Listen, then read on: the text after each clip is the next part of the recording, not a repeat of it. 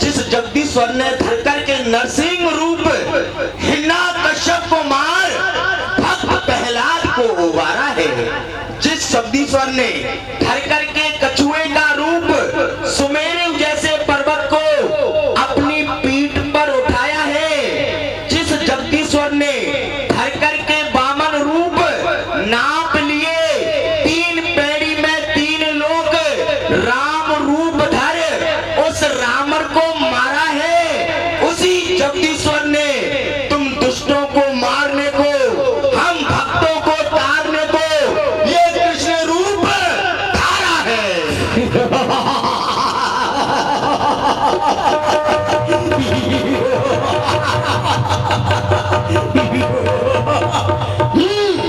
इसने हमें मारने के लिए रूप धारा है। हाँ, ये ने भक्तों को तारने के लिए रूप धारा है। ये भक्तों को तारने के लिए रूप धर करके आया है। ये चंदेरी नरेश पापाचार अत्याचार को बढ़ाने के लिए आया है। मैं भी तो देखता हूँ मुझे कौन मारता है, ये मारेगा भगवान। हाँ, यही भगवान तुझे अभी मारेंगे। ये कोई साधारण नहीं है, ये तीनों लोकों के स्वामी हैं। भगवान आप माधव आप देख रहे हैं, यह शिषपाल आपको गालियों पे गाली दिए जा रहा है और आप माधव मुस्कुरा रहे हैं। ये माधव है, भिखारी है। आप मुस्कुरा रहे हैं और इसकी गालियों को अपनी उंगलियों पर गिन रहे हैं। माधव ये तो हमारा बुलाया हुआ अतिथि है, मैं तो उससे कुछ नहीं कह सकता, पर माधव आप तो स्वतंत्र हैं, या तो आप उसको उचित दंड दीजिए, नहीं तो आप मुझे आज्ञा दीजिए। शांत अर्जुन शांत, क्योंकि आप नहीं जानते हो यह शिषपाल मेरी बुआ जी का लड़का है। जिस समय इसका जन्म हुआ था तो इसकी 4 भुजाएं और 3 नेत्र थे, तो मेरी बुआ जी घबरा गई और वह संत ब्राह्मणों के पास गई, ज्योतिषाचार्यों के पास गई और संत ब्राह्मणों ने बताया, ज्योतिषों ने बताया कि जिसकी गोद में जाते ही इसकी 2 भुजाएं अथवा 1 नेत्र नष्ट हो जाए, समझ लेना उसी के हाथों इसकी मृत्यु निश्चित है। तो इस बात को सुनकर मैं भी बुआ जी के पास गया, बुआ जी से मिलने गया, और जब मैं बुआ जी से मिलने गया तो बुआ जी ने इसको मेरी गोद में बिठाया, और जैसे ही यह मेरी गोद में आया तो इसकी 2 भुजाएं और 1 नेत्र नष्ट हो गया।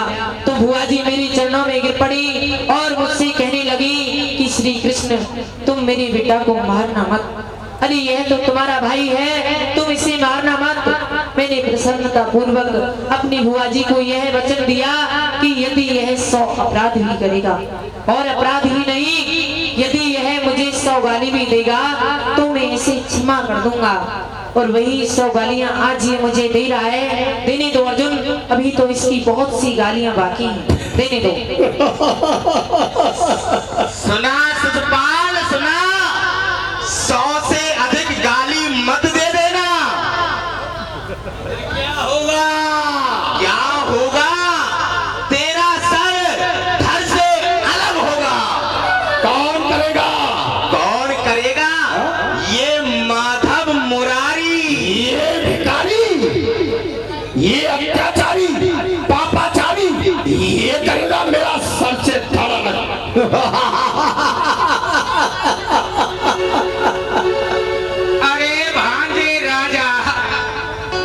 अर्जुन कह रहा है 100 गाली से ज्यादा मत देना, तो तू 100 गाली देता ही क्यों है?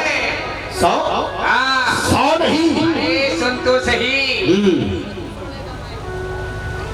तू उल्टी गिनती शुरू कर देना। 61, 62, 63, 61, 62, 63, यहाँ थोड़ा पानी पी लेना, थोड़ा, फिर उसके बाद में 97, 98, 99, फिर वापिस होना 1, 2, 3, 4, 5, 6 ऐसे 99 तक लौट के फिर वापिस होना, 100 पूरी होने मत देना। 100 नहीं, 200 नहीं, 500 नहीं, 1000 नहीं, लाख गाली से दूंगा। शिषपाल एक ग्वालिया कमाल करताई छोड़, तेरा बाप भगोड़ा, तू भगोड़ा, अरे मूर्ख धड़कामी, अरे जरा मर तू शर्म कर अपमानी, जाकर के तू मर किसी चुल्लू भर पानी में। तुम्हारी 99 गाली पूरी हो चुकी है, हाँ सिर्फ एक गाली बाकी है। यदि एक गाली से ऊपर गए ना तो शिषपाल सावधान हो जाओ। एक नहीं तुझे आज 1 लाख गाली दूंगा। तेरे कमाल, पैंती फूल खाने वाले, स्त्रियों के वस्त्र चुराने वाले, घर घर की माखन वाले, हिजड़े, बेशरम, बेहया, शिषपाल सावधान, मारने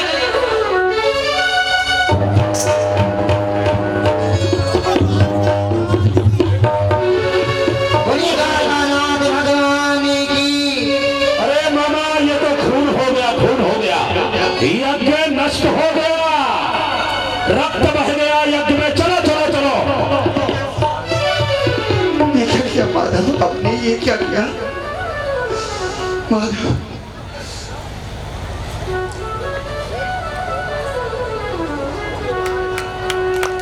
द्रौपदी ने अपने चीर को फाड़ करके और द्वारकाधीश भगवान की उंगली को बांध दिया। द्वारकाधीश भगवान ने कहा समय आने पर बहन द्रौपदी, ये तुमने क्या किया? माधव मेरी कुछ नहीं कहा। मेरी यह उंगली क्या कट गई? तुमने अपनी इतनी बहुमूल्य साड़ी को ही फाड़ दिया। लहू इस हाथ से जाई तो चूल्हे में गई साड़ी, भक्त एक बूंद पर कुर्बान है, ऐसी अनोखी साड़ी। और मैंने कहा फाड़ा चीर, मैंने चीर नहीं फाड़ा माधव।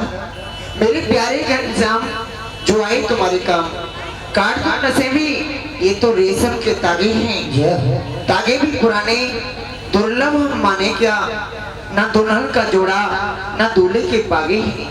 मैंने कहा फाड़ा चीर, मैंने कहा फाड़ा चीर, तागे देखते ही पीर होकर अधीर मेरा चीर छोड़ भागे हैं। जो नहीं बढ़े आगे वह अभागे, कटी उंगली से लागे भाग तो उनके जागे हैं। हे माधव, ये चीर मैंने नहीं फाड़ा, मेरे चीर को खुद ही छोड़ के भागे हैं। धन्य है बहन द्रौपदी, तुम्हारे लिए बार बार धन्य है। मैं तो अपने भक्तों का किसी ना किसी कारणवश ऋणिया ही बन के रहता हूँ, और आज आपने मेरे ऊपर यह अपना एक ऋण और बढ़ा दिया है, किंतु मैं इस ऋण को अवश्य चुकाऊंगा। बहन द्रौपदी, आप चिंता न करना, ये दिया है तुमने दान वस्त्र का, मैं वस्त्रों के ढेरे लगाऊंगा, और जब होगी लाज संकट में आकर के मैं बचाऊंगा।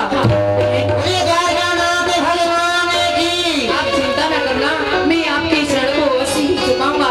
एक समय वो आएगा, मैं आपके लिए साड़ियों के ढेर लगा दूंगा।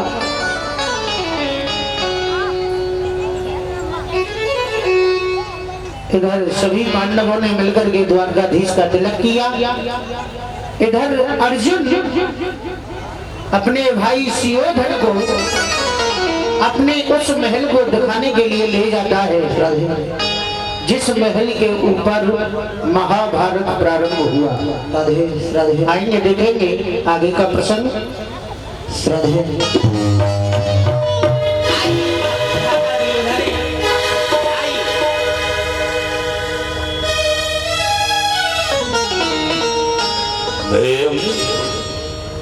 अर्जुन, सुना है तुम्हारा भवन जो मैदानव के द्वारा बनाया गया है, बड़ा ही विचित्र भवन है। बहुत सुंदर महल है भ्राताश्री। क्या उस भवन के हमें दर्शन नहीं कराओगे? अरे क्यों नहीं, आइए। मामा श्री, मामा, अरे रसगुल्ले बाद में खा लेना, पहले आओ हमारे पास। दिनेश भैया, मामा आओ चलते हैं। देख रहा था रसोई में क्या बन रहा है। ओहो, जब से आया हूँ किसी ने सुध नहीं ली, भूखे बैठे। चलो भवन देख करके फिर भोजन करेंगे। आओ चलो। चलिए। तेरी लीला का न पाया कोई पार की लीला